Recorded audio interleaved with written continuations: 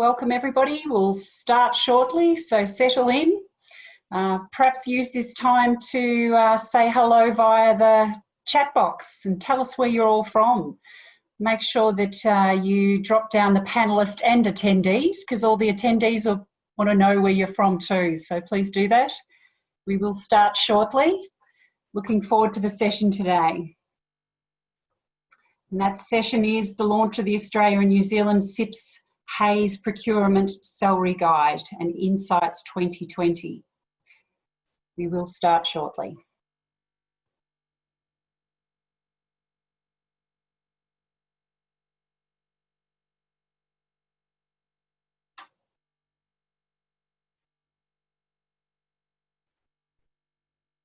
Great, thank you.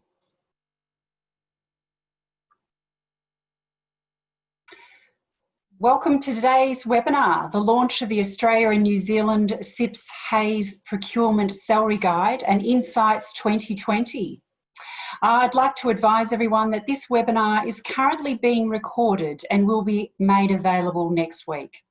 So a warm welcome to you all, and it's good to see that we've got people from all over the region joining us today, as I can see in the chat bar, and further afield. My name is Sharon Morris. I'm General Manager of CIPS Australia and New Zealand, and I'm your host for today. I'd also like to acknowledge the traditional owners of the many lands we meet today and pay our respects to their elders past, present and emerging. In addition, Tēnā koukou, Tēnā koukou, Tēnā koukou katoa to those participating from New Zealand. For those out there who don't know us, the Chartered Institute of Procurement and Supply, or CIPS, is your global professional body for procurement and supply professionals. We're dedicated to promoting best practice, continuous improvement in professional standards, and raising the awareness of the contribution that procurement and supply management can make to organisations and, in fact, the community at large. Again, a warm welcome to everyone to our webinar today. We have over 200 registered attendees, and I'm really pleased to say I'll be joined by Cameron Taylor from Hays Procurement. Cameron is the business manager at Hays, Hays Specialist Recruitment in Australia. Cameron has led the Melbourne procurement team for over 4 years and specialises in both temporary and permanent recruitment for all procurement, purchasing, commercial and contract management roles across Victoria. Seen as an expert with broad market knowledge and valuable insights, Cameron is passionate about the role procurement can play in the success of an organisation and how it can positively impact communities and the environment, while understanding the importance of matching the right person with the right opportunity. You'll all have plenty of opportunity at the end of today's presentation to ask Cam some questions, so please save them up till then. Let's begin with a few housekeeping notices. All attendees have been muted during the presentation. However, we do ask you to use the chat box to write any comments, and again to tell us where you're from, and share with all panellists and attendees. If you have any specific questions for either Cam or myself at the end of the session, then please enter them in the Q&A box and we'll attend to them directly after. The Salary Guide has been published as the Australian and New Zealand economies emerge from the coronavirus pandemic. And while the initial phase of the pandemic appears to have been very well managed in the region, Australia and New Zealand cannot be isolated from the impact of the pandemic on the global economy. The pandemic has highlighted supply chain risk. And managing that risk, arguably, has never been more important, while the complexity of the tasks faced by procurement professionals has never been greater. Within this context, the CIPS-HAYS Procurement Salary Guide clearly shows that in Australia and New Zealand, the demand for procurement professionals continues to be strong. At the start of this decade, the challenge for procurement professionals is very clear. A rapidly changing businesses and technological environment requires new capabilities and competencies to be added to the procurement professional skill set. And the development of these capabilities combine with new ways and patterns of working, and they'll be key drivers for the profession in the next 10 years. The CIPS-HAYS Procurement Salary Guide allows procurement professionals and employers to evaluate the perceptions of procurement, also to benchmark salaries and bonuses for different roles. It also highlights career aspirations and gains insights on how to attract, but also to retain and develop talent. Before we jump into our findings, I would like to share some key observations that will hopefully set the tone for our discussion today. Today's professionals are much more than buyers. I think we all know that. They are enablers, business partners, and strategic leaders. They understand these business needs and they are critical to the success of the organisation. And they're aligned and often driving the social and sustainability agenda. The landscape in which organisations are operating is increasingly more complex and has been further compounded in recent months by the COVID-19 global pandemic. In addition, the digital evolution is placing greater demands on us and requiring different skills on procurement and supply chain management professionals. And business leaders are increasingly turning to procurement for solutions to reduce risk and find new opportunities to generate value for their stakeholders. In fact, risk mitigation is fast becoming the primary focus of modern procurement. We're moving away from that narrow view of procurement as a cost-saving centre. Rather, it's encompassing continuity of supply, reputation risk, ensuring sustainability of critical products and services. And all the supply chain issues that have been amplified in the media in recent times, from dealing with garment brands contributing to low wages and child labour in Bangladesh, right through to sourcing critical PPE. But at the heart of this is values, ethics and sustainability, which really should run through every aspect of procurement. Procurement and supply chain professionals need to strategically position themselves as champions for change, promoting the highest standard of ethical practice for their organisations and their supply chains. And modern slavery is a great example of how procurement professionals can ensure more transparent supply chains and can step in and not only help safeguard the reputation of their organisations, but more importantly, make a difference to people's lives.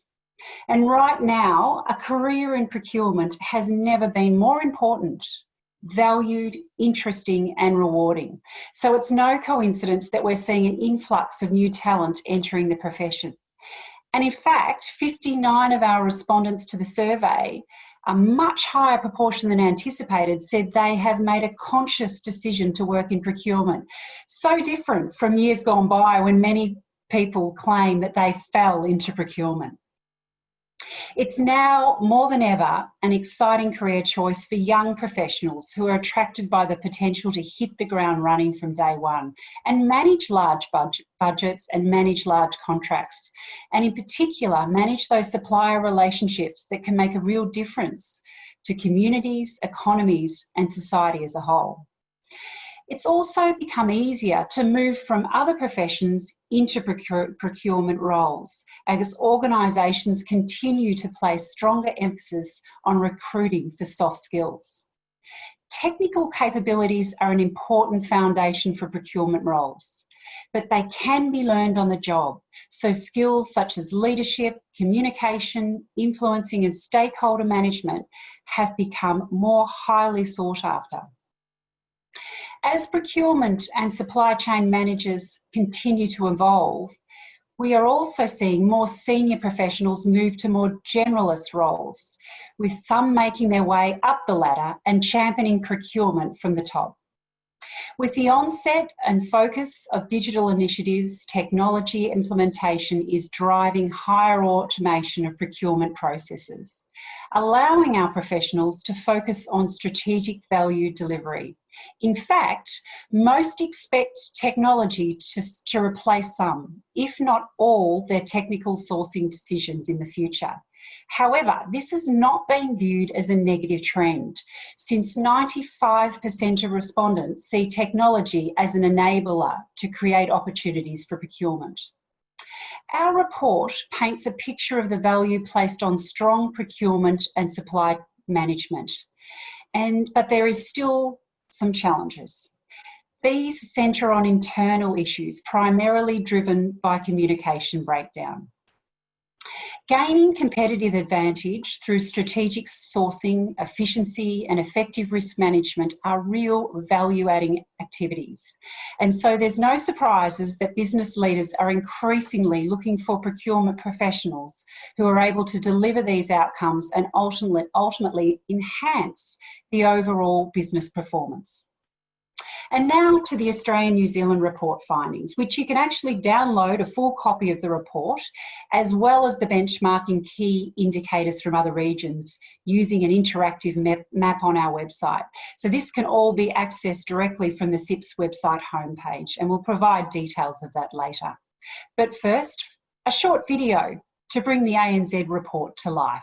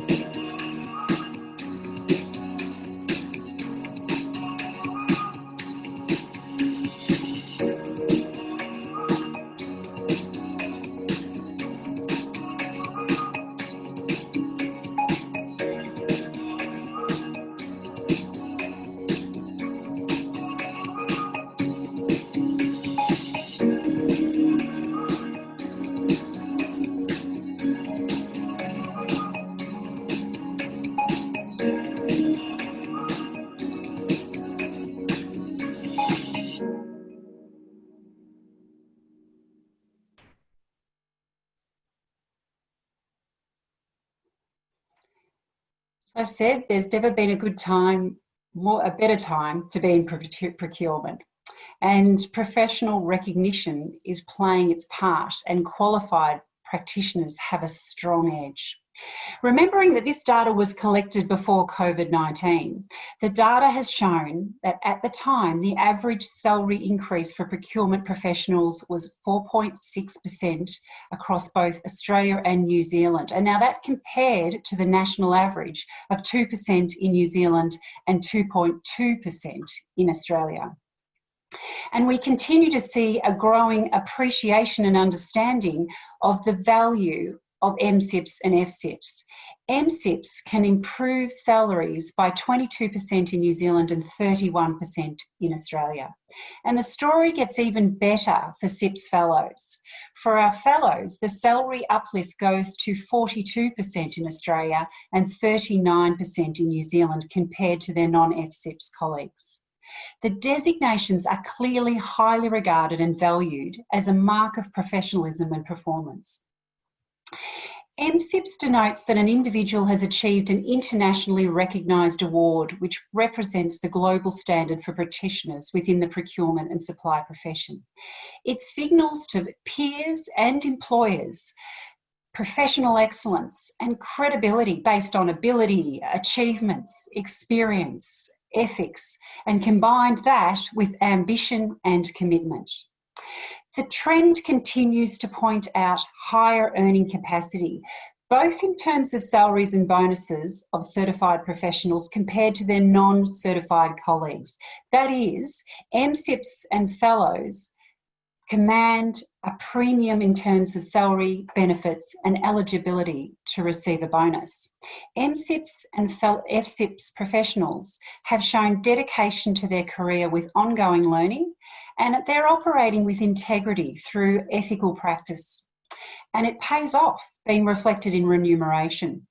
This internationally awarded and acknowledged professional recognition of skill and competency provides reassurances and demonstrates candidates' commitment to their professional proficiency. And importantly, the requirement for professional certification is reciprocated on the employer's side, with more than 1 in 3 requesting that candidates have MCIPS or at least be studying towards it when recruiting. Now I'd like to hand over to Cam for the second part of today's presentation. And don't forget to keep the questions coming, in particular for our recruitment expert. Over to you, Cam. Thanks for that, Sharon. Good afternoon, everyone. Hope we're all keeping safe. I know Melbourne's a little bit different today with the new lockdowns kicking in again, but we're just, we're obviously just ahead of the curve, so to speak. But anyway, look, I have a history of talking over on presentations, so I'm going to set myself a little stopwatch, and we're going to get into it. So we'll take a look at the agenda for today. As Sharon has mentioned, the report is quite extensive. So today, what I'm going to be looking at and sort of talking over is just very, very much high-level overview, give you some of the key takeaway points and things to really look out for in the report. So going to be looking at procurement's profile. I want to talk about the concept of a professional competency versus professional confidence, key challenges and what skills are required to meet those challenges. The recruitment paradox. We'll take a quick look at salary overviews across the region. We'll discuss the simple formula to get paid more and benefits in the new normal, so post-COVID as well. We'll have a quick look over at the global snapshot and then how procurement can emerge a winner from COVID-19. So we'll go on to the next slide. Excellent. So, firstly, 73% of recipients or people responding to the survey agreed that procurement perception has improved over the last 12 months. So that, I believe, is going to improve massively over the next 12 to 18 months due to COVID, but inherently it's going to be tied to how procurement support and guide organisations through this crisis. Then we'll have a look at how procurement is very much valued within the organisation, and directors and other heads of departments understand what procurement specialists can offer at 66%. Staff in other departments understand what procurement specialists can offer. It drops to 55%. So that messaging from the directors and heads of is maybe not filtering down as well as it should be. And then less than half of respondents acknowledge that procurement is being engaged from the start of a project. So, and one must raise or ask the question, do the stakeholders understand procurement? Do they know about it internally? Do they understand what capabilities they can bring, or potentially are they maybe not confident within that? So as the saying goes, never waste a crisis. And, I think procurement is going to be in a terrific position to come out a really glowing position and how they support the business. And if we'll move on to the next slide, we'll see that 65% of respondents stated that procurement, their biggest challenge is being seen as a strategic partner for the business. Secondly, we are seeing that engagement for procurement from the outset of a project is the next big challenge, and then managing supply chain risks, and then down to attracting staff with the right talent, investing in the right technology, and being recognised within the organisations for savings made. So the first two challenges, I believe, are connected to how procurement is viewed within the organisation. And again, comes back down to that concept of professional competence versus professional confidence. So in the sense that you may be able to do the job from a technical capability, but how confident are your stakeholders in your ability to do the job well? So it comes back down to being able to sell and demonstrate your capability internally, but also education and qualifications play a really big part in that. So to use the analogy, we trust a doctor because they are a doctor. They've obviously gone through the schooling and the education, and they've got the DR in front of their name, so we know exactly what they can provide for us. So much the same that we look at sort of education, with procurement being one of the only white collar or professional roles that doesn't actually have a mandated requirement to be qualified before entering into the profession. So it's obviously something that we'll be touching on a little bit later on as well.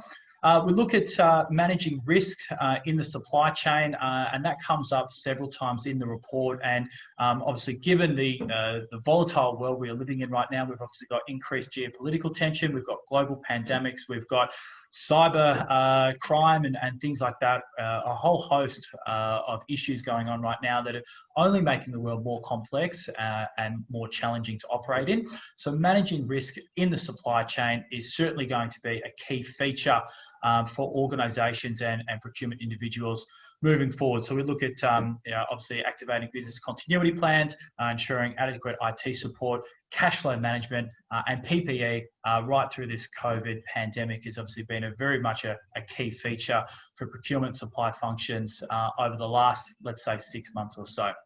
If we move on to the next slide, we're going to take a quick look at the key skills in demand. So communication, influencing, and internal stakeholder management are important at all levels. And what that demonstrates is the need for procurement to sell themselves internally. As Sharon touched on earlier, there's at times communication breakdown. So it's really about being on the front foot, getting out, talking, meeting your stakeholders, and effectively doing business development internally, really selling yourself as a function and the value you can provide. We see change management and negotiation feature heavily again, and one could argue they almost fall under the bracket of soft skills, given they rely heavily on interpersonal communication. So really, again, being slick, being able to influence, having great soft skills is also a way to shortcut to professional confidence. So make the stakeholders feel that they are in safe and capable hands, and you'll be there to guide them through their challenges. On to the next slide, we will see, I guess, the recruitment paradox, as I like to call it. So all of the previous slides have indicated a strong need for soft skills, but the major concern for hiring managers coming out of this report is a lack of sector skills and experience, obviously candidate salary expectations, budgets, constraints. And if we see towards the bottom of the list here, we see lack of soft skills. So a little bit of incongruency there. So I think that's just something that we need to, as hiring managers, maybe just readjust what we're looking at, how we're measuring talent and success or capability of candidates coming through. Obviously, soft skills are very, very hard to get a grasp of on piece of paper, on a resume. So what we're seeing certainly as a trend moving forward is video interviewing. So whether that be just they send in a short introductory self or information about themselves, or whether that is they do a 10-minute sort of initial Skype briefing, of course, with COVID-19 impacting face-to-face meetings as well. We're seeing a little bit more of that. So hopefully we can start to see a little bit more congruency there. But of course, as Sharon mentioned as well, 59% of respondents now actively choosing to take part in procurement as a profession. So presents great opportunity for hiring managers to approach and convert industry experts, subject matter experts, all of those people that have the right sector skills and experience, matching the soft skills, because then we can just train them up on the procurement skill set.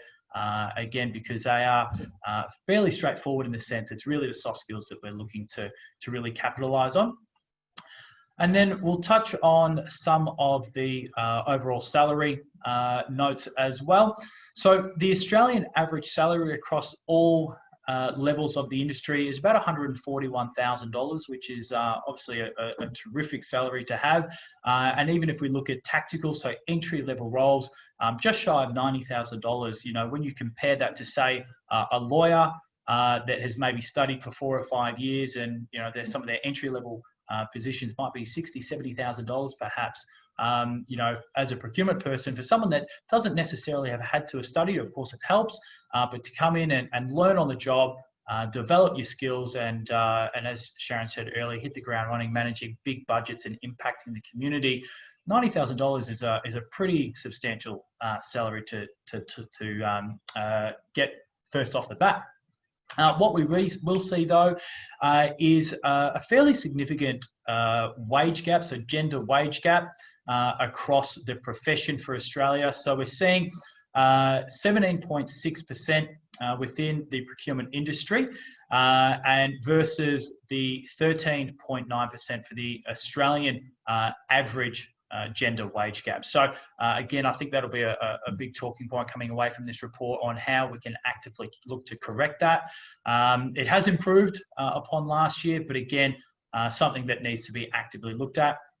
And if we have a look at the New Zealand salary as well, the average salary across all levels of profession, $123,000, again, which is arguably a terrific salary for any role function at any level, really. So again, we see a strong wage gap again across both regions, which will need to be addressed.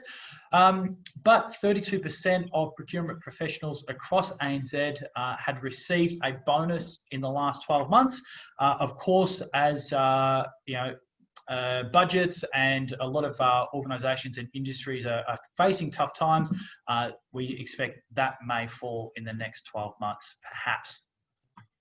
And on the next slide, I'm going to reveal the simple formula for making more money as a procurement professional. I think it's pretty obvious. Sharon really touched on it here, but pursuing your education and gaining that MCIPS or FCIPS professional recognition is just the single greatest thing you can do to increase your earnings potential as a procurement professional. So we're seeing a 31 and 42% salary differential in the positive for MCIPS and FCIPS qualified candidates.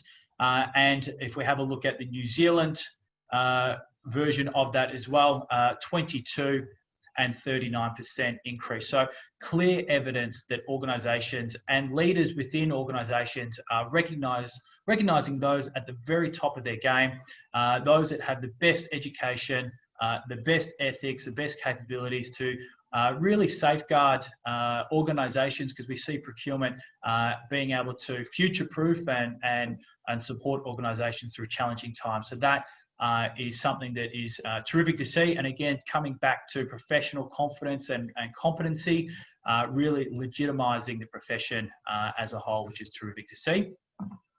We'll then have a look at some of the benefits. So obviously, working from home and flexible working have been massively in the conversation over the last 4 or 5 years, but is now really coming to the fore. We're seeing a lot of organisations as well coming to the party, and of course not really having much of a choice not to do that now. So we're seeing insurances and support on the home front as well, and whether that be for study or supporting your professional memberships and networking groups and things like that. So what we're seeing, and I guess for the time moving forward from now, the benefits supporting those working from home, I think, may change, whether that is a simple care package with a yoga mat provided, or maybe it's more health and wellness type benefits for people, because working from home, as much as it does have its perks, if we are working from home for too long or fully from home, there are other issues that I'm sure many of us are sort of having some sort of taste for at the moment with our current situation. So yeah, so health and wellness will be a big factor for organisations in terms of their benefits moving forward. And then we will have a look at the global outlook. So this is just a very, very high level snapshot. We can see the top figures of the CIPS salary earnings differential. So again, very, very strong salary differential there.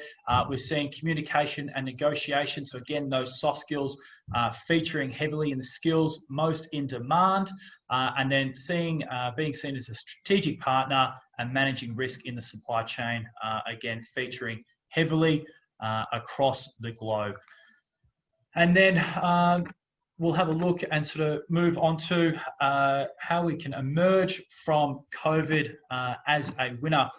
So really, to sum up, procurement, a lot of the challenges that the industry is facing is internal recognition or understanding of the procurement function. So being able to really sell your services, and some of the conversations I've had with my contacts in the industry, it's really about positioning yourself as an internal consultancy firm, right? And being the ones that can fix problems, can help change things and implement and take care of projects. So really selling hard and making sure the profession is known and recognised within your organisations. Secondly, managing risk is the new cost saving, as my lights have just gone out. So managing risk is the new cost saving. So as the world becomes more and more complex, and the world is ever changing around us, managing risk is going to be so important for organisations moving forward. So that is going to be something that is going to be really highlighted for professionals, and something that should be front of mind. We're looking to continue to innovate and provide creative solutions. Again, be a hub of innovation and creative thought within your organisations. So procurement supply chain are immensely valuable to help with the ever-changing and complex world. So organisations have had to pivot very quickly overnight with this whole lockdown situation we've all faced, and procurement have been at the forefront of that to help organisations exploit new market situations, change their operating model, and again, come out as a profitable organisation. Coming into attracting talent, so the biggest thing or one of the biggest criteria or intrinsic motivators for candidates when moving organisations is team management. Of course, salary promotes or features heavily in that, and of course the content of the work. But the content of the work is something that is very important, particularly in the younger generation of professionals, is their connectedness to their values. So they care about the world around them, they care about their community. So promoting your CSR focus and how you're actively impacting the community and the wider world around us, and inherently tie that back to the role function. So really promote that when you're recruiting and advertising for positions. And then finally, for an individual and of course organisations to promote the benefits of the education across CIPS and with MCIPS and FCIPS, getting educated, getting qualified, and uplifting the industry as a whole is again one of the greatest things you can do for this really wonderful profession that has such a great opportunity to impact the world, impact organisations, and it's a pretty cool. You get to sit on some interesting projects and again have a really positive impact and ultimately get paid well. So yes, I think we are coming into the golden age of procurement, I feel, and yes, so I think that is my piece done. So thank you very much for jumping on board there. Hopefully you can still see me in the dark here, but as I said, I think procurement is coming into the golden age right now. We're in a terrific position to capitalise on what's happening in the world. Fantastic. Thanks, Cam. You're absolutely right. Now is the time. Never been a better time to be in procurement. So thank you for that. I hope you've got, take a glass of water, Cam, because buckle up. There's a lot of questions for you, my friend. Super. Terrific. We're going to start Bear with me. Fantastic. Keep your questions coming. From Richard to you, Cam. In the post-COVID world, many organisations will need to get even better value from their spend. How do you see that impacting demand and salaries in the procurement profession? Interesting. Great question, Richard. It's very interesting because you would think organisations, if they were smart, they would invest in their procurement team because then they would get a greater ROI on cost savings down the line. But of course, budgetary constraints on headcount can be very challenging, and it's sometimes hard to sell the business case of getting another head in procurement, even though we know that there will be a great ROI on that down the line. It's about sort of selling that to the powers that be and the directors. In terms of sort of immediate nature, again, just because of the way organisations are being impacted by COVID and the global pandemic, I think all salaries across every function will be up for review to some degree, but those that are qualified, that are providing most value, will naturally continue to progress their salary forward. But as a whole, I think there may be potentially some contraction on salary. Thanks, Cam. Another question. If you don't have the sector skills, it is very hard to be successful in securing the role, even if you have excellent soft skills. The walk, the talk is missing when it comes to the crunch time when hiring managers select the successful candidates.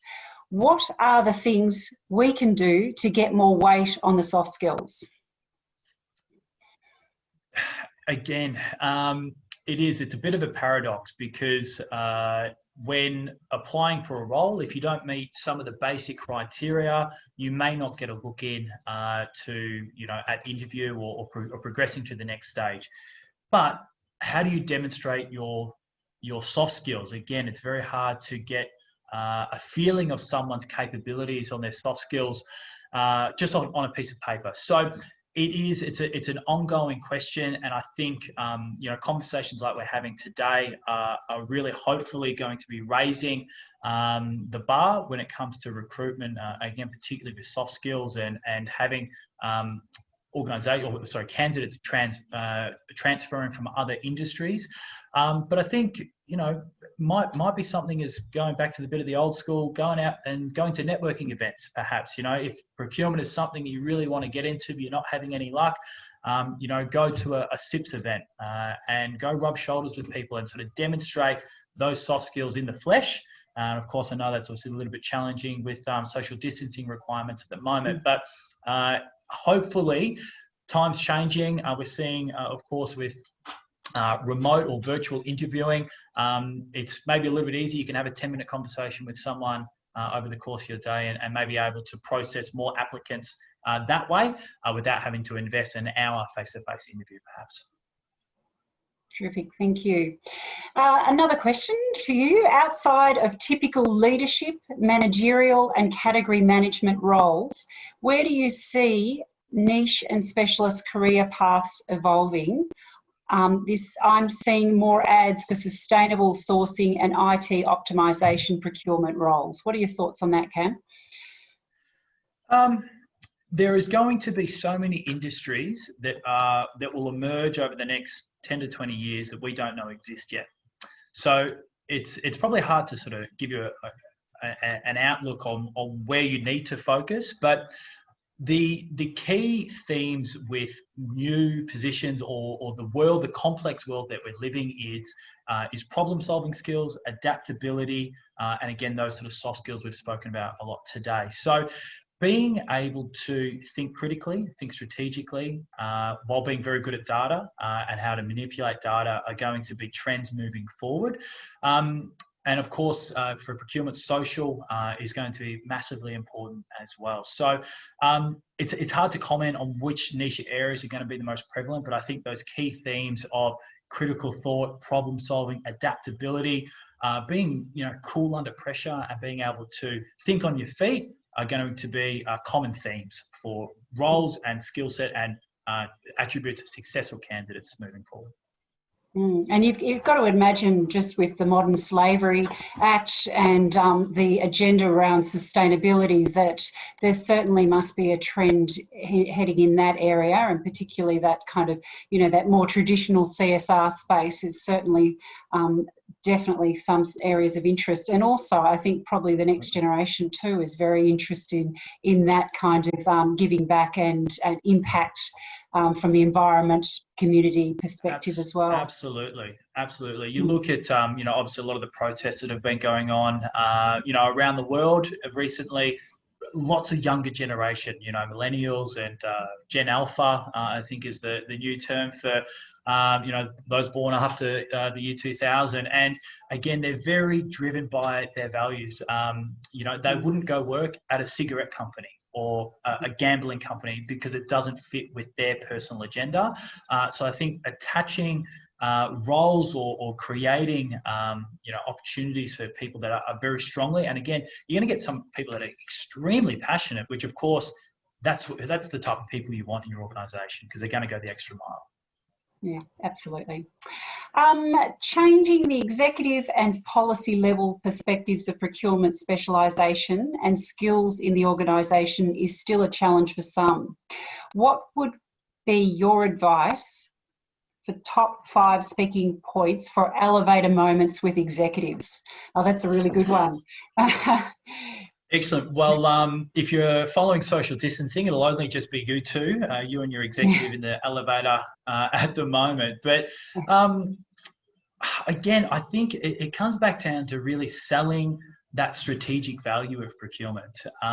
It's not just, a rubber stamping invoice processing function anymore, and simple transactional purchasing. There is so much value that procurement can deliver outside of just basic cost savings. And I think that theme of an internal consultancy firm, like why would you go out to a Big Four to run a piece of work for you, or to run a fact-finding initiative when you can just engage a procurement team that are already on the payroll? So I think just being able to be really assertive in your belief of that strategic value that procurement can play to the organisation. Yeah, and I think I know it's not top 5. No, but I think it also speaks to, if you've got that a moment with the executive, that you understand the objectives and the purpose and the vision of the business, and where procurement then aligns into that, so that you're showing kind of the whole value of the overarching business that procurement can bring. So I think probably when you're in that elevator, talking about and understand where the business is heading and how procurement can help, I think. 100%, and you're right. You touched on that language. Talk in the language of the executive. They and as you say, if you don't know the strategic objectives of the organisation, go find that information out, because that inherently should influence all of your decisions as a procurement professional, because it should be aligning towards that strategic outlook. And tell us, Cam, what you think in terms of the future. What do we expect to see post-COVID, in particular in relation to skill sets? Is it going to change? What are we looking at? Yeah, I think the only constant is change, isn't it? So anyone predicting the future is going to have trouble at the best of times, let alone right now, where we don't even know what's happening tomorrow. In our own personal lives. So, but I think coming back to skill sets, of course, strategic procurement is going to be massive. As we see with AI and technology, taking care of the transactional or the repetitive tasks and processes that a procurement professional would usually take care of, we're going to see a shift towards more strategic or elevated thinking. So problem solving, again, stakeholder management, all of those soft skills, but being able to be agile and make decisions on the fly, interpret data, and then not just crunch data, because really that's what a robot's there for. A procurement person's role with data is to then make strategic decisions and data-driven decisions that will impact the organisation positively. So I think, again, coming back to those sort of skills of the future, it's around problem solving, critical thought, being adaptable to changing and complex situations, and that strategic thinking. Great questions coming through still. From Sam, I've noted employers sometimes expect procurement candidates to have subject matter knowledge or category experience, e.g. civil engineering or mining services, etc. Can you please share some advice for someone who doesn't have a specific category or SM knowledge?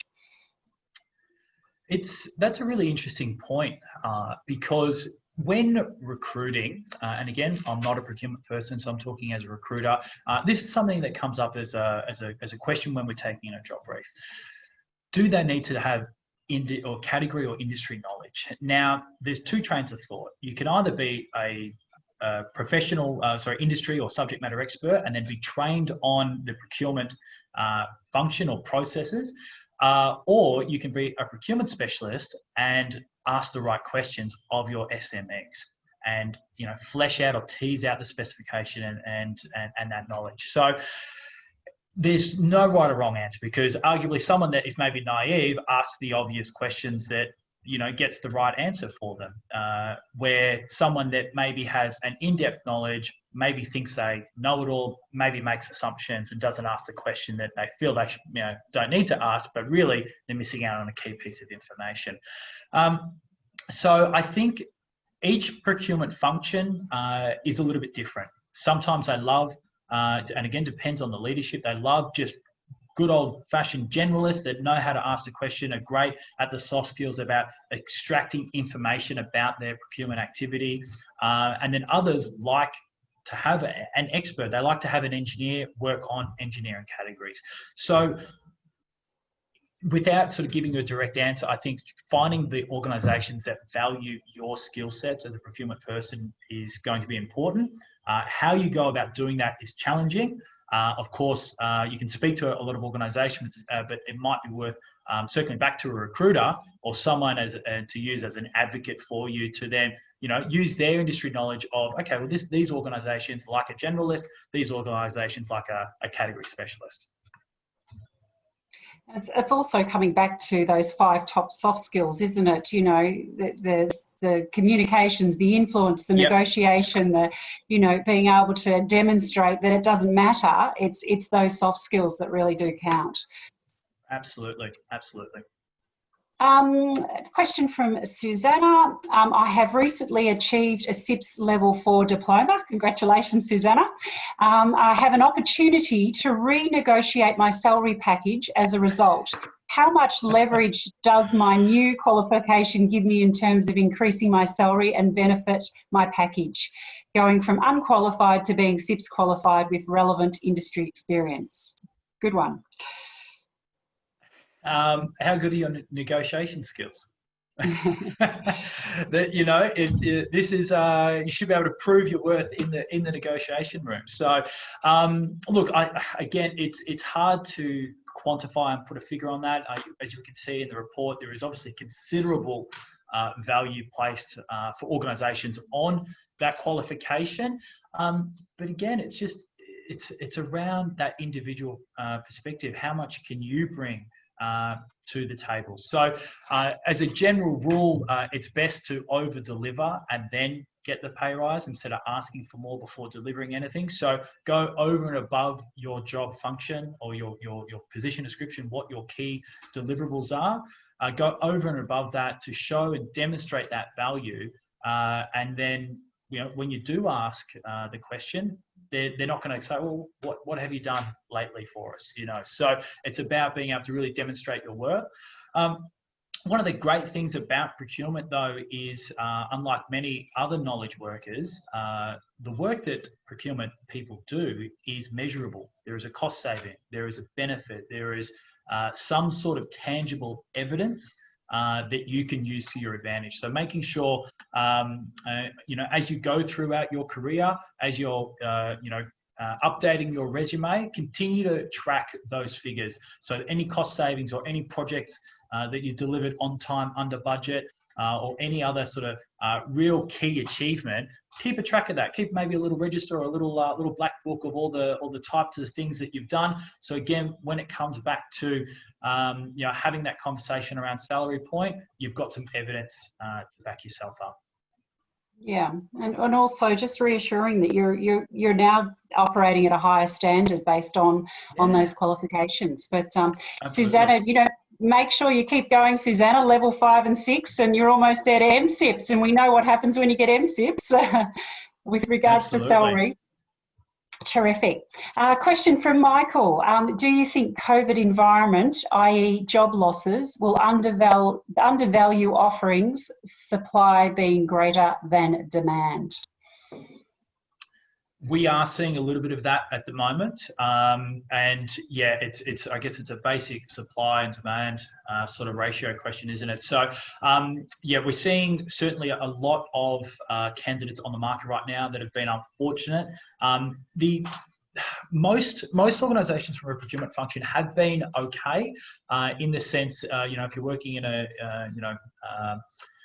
any of the essential services type organisations, so healthcare, food services, those sort of organisations are obviously doing okay. It's some the organisations that have been really impacted in terms of their industry as a whole.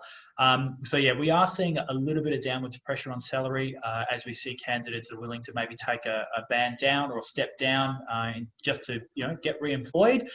So yes, hopefully that is not something that will continue. But yeah, certainly while the job market is a little bit job short and there's a lot of candidates on the market, we are seeing a little bit downwards pressure. Excellent. Question from, do you think the demonstration of working from home will increase focus or opportunity to outsource procurement functions overseas? That's an interesting question. So there has been certainly an onshoring of some services. We've seen some of the banks have onshored some of their call centres recently. So I know my contact centre colleagues that recruit in that space have been very busy over the last 6 months as organisations look to do that. And that mainly comes back down to, again, a risk mitigation point. They can control, or they know exactly what's happening on Australian soil in terms of regulations and things like that. So from a business continuity point of view, working from home, I think as long as you're providing value to the organisation and not taking the mickey and sort of having 3-hour-long lunch breaks and you're just pretending you're online and things like that, as long as you're demonstrating great value back to the organisation and are playing your part, I don't foresee an offshoring about procurement. Again, the only potential area that might look to be offshored, again, is something that is really tactical or process driven that can be, shelled out to a cheaper country or cheaper organisations or whatever the case may be. So again, focusing on those soft skills, those strategic aspects of your role will certainly help mitigate that. Terrific. And clearly we still have a divide in terms of the gender gap, Cam. I'm just interested to hear your thoughts on what we can do as a profession to reduce that gender gap. I think issues like these, we talk about all forms of discrimination, they make the best progress when they're spoken about openly. So I think discussions like today and really bringing it to light is the first step. Have conversations. And of course, it's always a little bit uncomfortable talking about your own salary, in the context around the water cooler and things like that, because, that's seen as a bit of a social taboo. But certainly when you are looking at, career planning, or you're looking at organisational charts, raise the question. Is there any reason for disparity?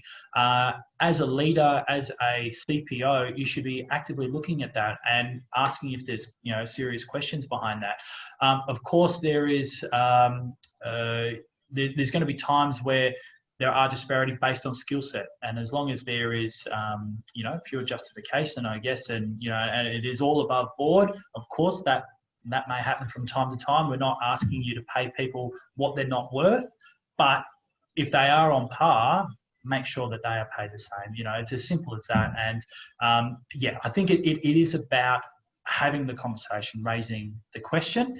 I don't know, I might throw it back to you on that one, Sharon. Obviously, as a woman that is at the senior lead, of an organisation, how have you, I guess, travelled that path over your career? Yeah, I think it's probably really important that we put a lens on our, on our hiring, a sort of, we've got to be aware that we're not being biased when we're hiring. So that's really important for individuals to think about that. I think also flexible working environments. So it's going to be really interesting coming out of COVID, now that we're all used to working flexibly, and our outputs are, just the same, even more efficient in some cases. So allowing, in particular, the caregivers, the women, the opportunity to be able to have time to be able to care for children and the like in a flexible working environment, but still maintaining the level of career that they've had is really important.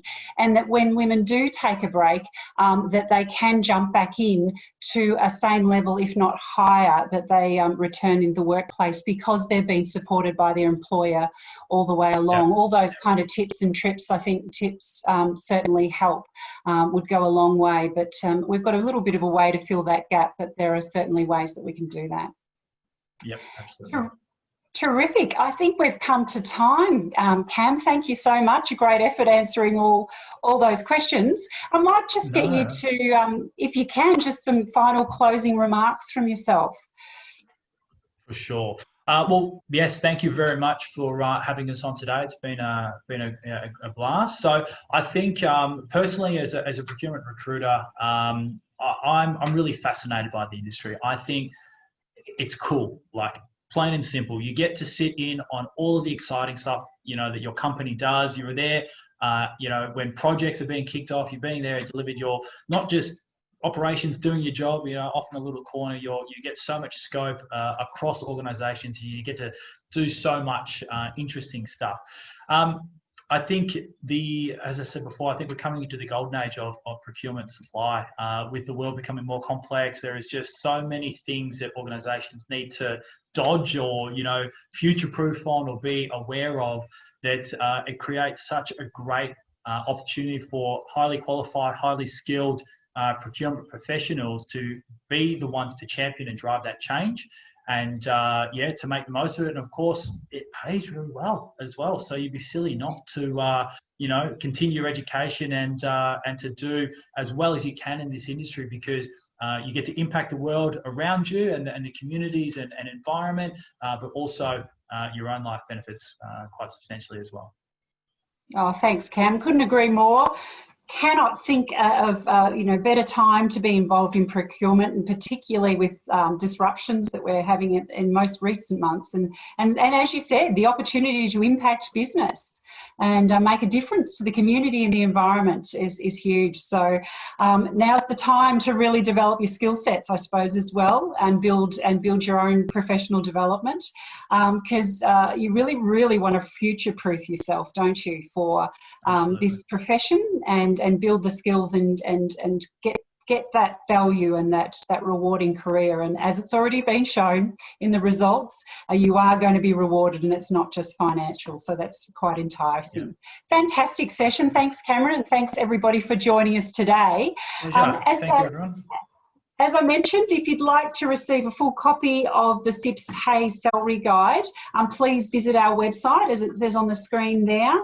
Or alternative, a report will be emailed to you after the webinar with the recording of today's webinar too.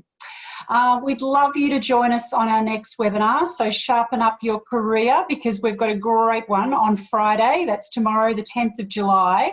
The webinar will be Future Proofing Your Career series on CIPS Applied Learning Pathway, or the Corporate Award Program. So that'll be 12 o'clock tomorrow, Australian Eastern Standard Time, or 2 p.m. in New Zealand. So join us for that one. That will be great. We've got case studies, people talking about their journey with the Corporate Award and the Applied Learning Program.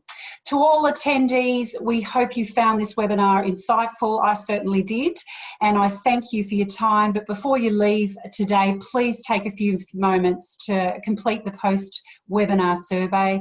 And as I mentioned, a copy of the webinar and unanswered questions will be emailed to you by the end of the week. Take care, be safe, see you soon.